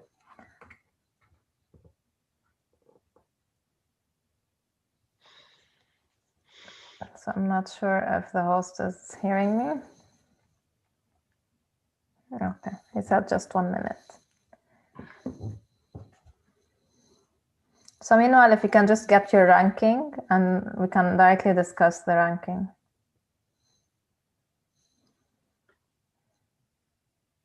Are we in the room now? No, not yet. Oh, not yet. Okay. I was in the room and I got kicked out. Yeah, me too. We came back for some reason.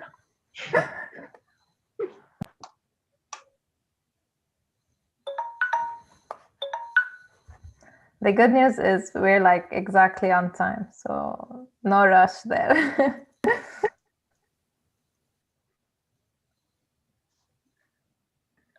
Actually, I need to rush. I have 5 minutes. That's why. So I'll hopefully go first. Yeah, I hope so too.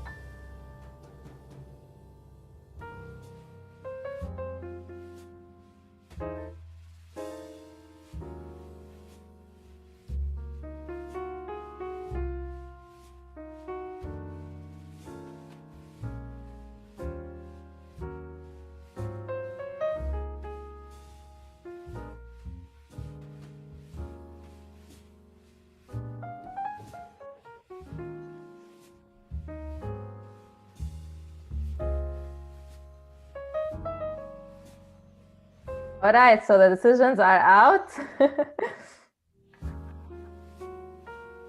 Thank you for all those who are fasting and are still with us. So we only need less than 5 minutes and you are free to go have your iftar. It was a tough, decision, I would say, and a lot of deliberation was involved. I would really like to say that all teams did really well. And as Corinne mentioned at the very beginning, a lot of the teams positively surprised the jury.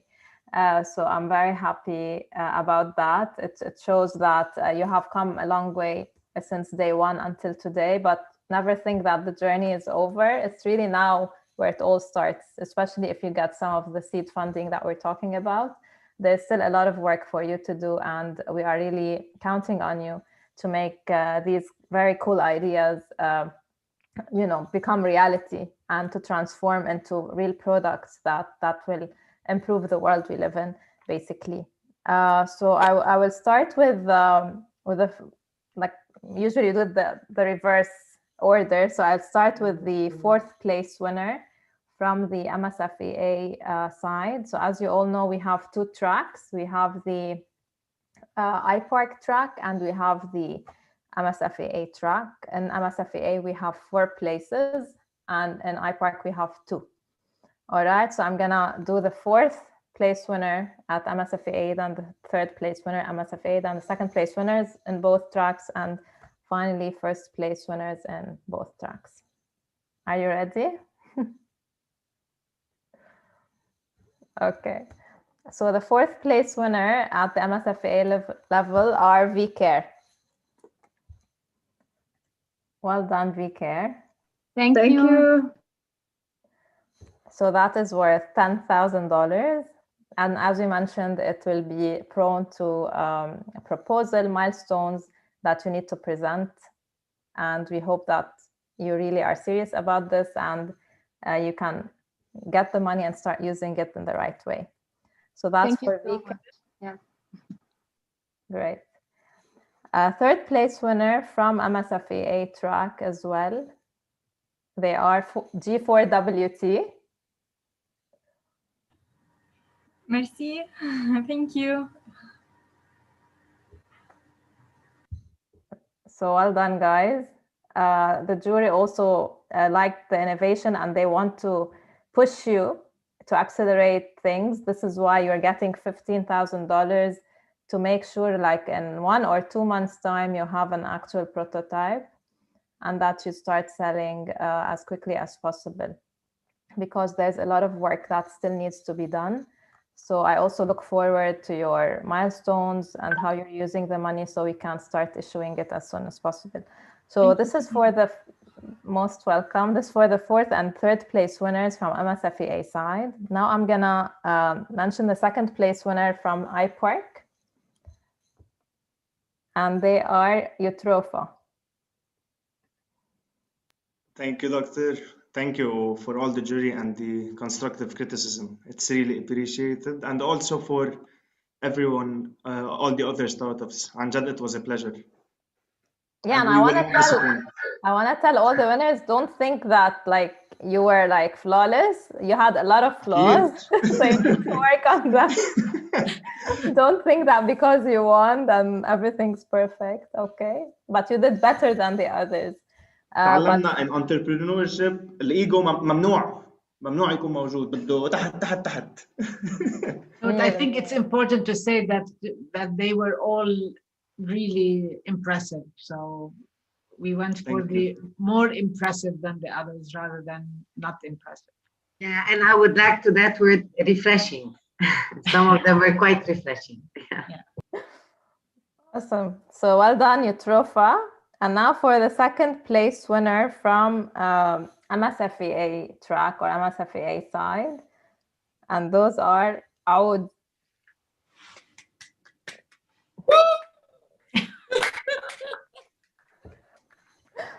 Hi guys, I'm with Jado here. Everybody, thank you for this opportunity.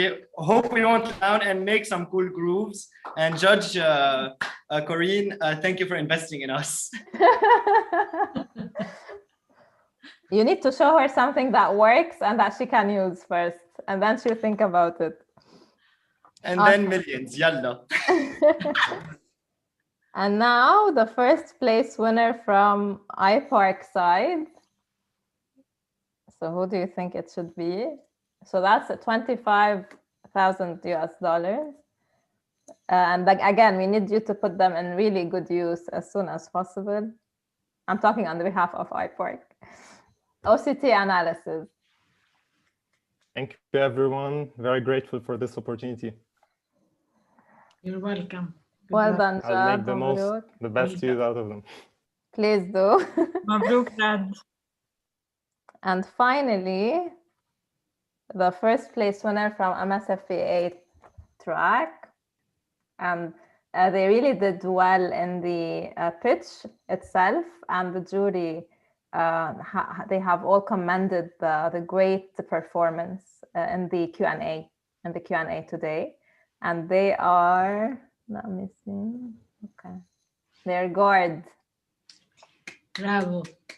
Thank you. Thank you very much. We're so honored by this. It's amazing. Thank you. Good job. So that's another 25,000, guys. And again, we need you to have something that works very quickly, and we need to see you starting selling, basically. So this money is dedicated for your startups. It's not personal money. You can pay some salaries. I would say that's totally fine as long as it's part of the financial plan. And we need to see this as soon as possible. And last but not least, we have another $15,000 for everybody who wasn't listed now. You can send us a proposal and we can support you up to $5,000 US, but we need you to show like a passion for what you're doing and a solid plan to continue working on it. So we are here to support everyone, not just those who won. And we really have allocated an extra 15,000 for that. Please make sure to use them. So for anybody who didn't win these top awards, you still can have a chance to have some fund in order to kickstart your business. And that's it from my side. I would leave it to the jury to have last concluding words. And Maha.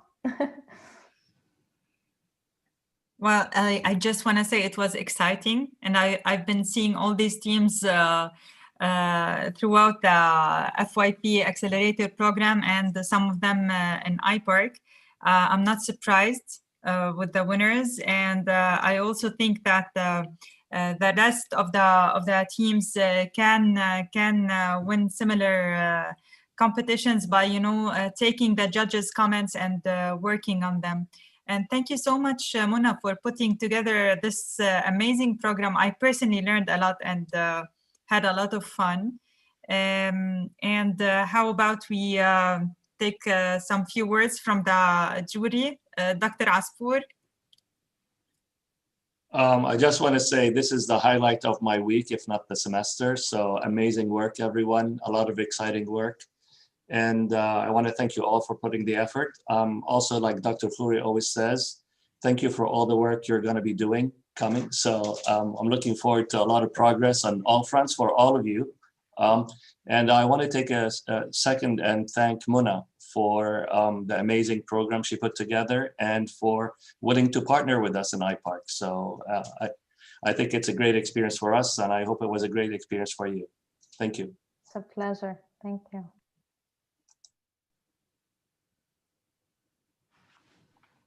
Dr. Ahmaidan, would you like to say something? I just want to thank you all actually for including me, because as Yusuf said, this is the highlight of his week. This is the best part of my job, actually, just talking to these young, innovative, creative, what have you, people, and listening to them and seeing their passion and excitement. And to those who won, congratulations. And to those who didn't, work hard and you will win. So keep at it, don't stop, carry on. and hope to see you in the next competition with more money provided to you all. Well, good luck, everybody. Thank you again, Mona and Maha and Yusuf and everybody. Thank you. Judge Yemi, thank you so much for doing this. And what would you like to tell us? Rakis, it was a real pleasure to participate. And I will say it again, it was very refreshing. You know, when we're participating in those types of events, you forget what's happening in the outside world and you only focus on positivity. And what I would like to spread, you know, as an end to this call is that despite everything that's happening in Lebanon, and I think everyone has heard about what happened in ICT, in the technology, in the VC sector in Lebanon for the past 5 years.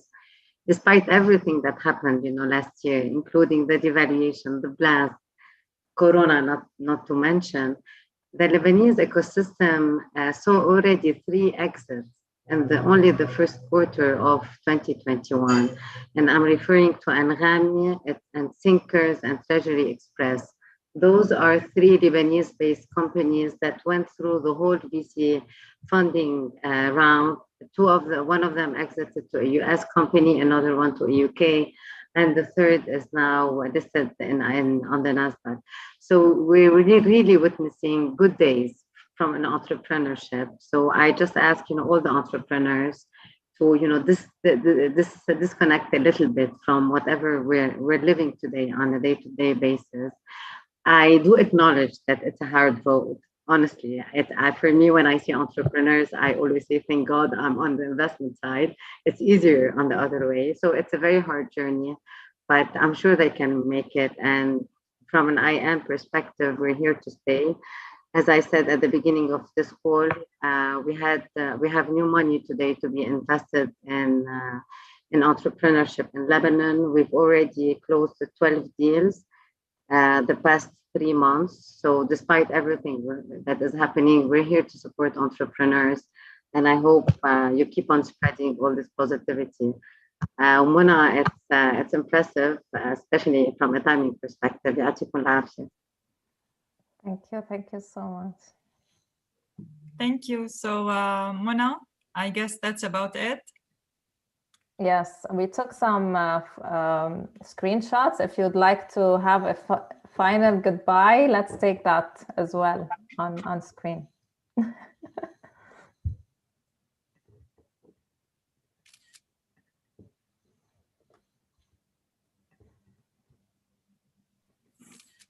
Again, well done, everyone. And I want to remind everybody that we have another award ceremony tomorrow from 4 to 6 p.m.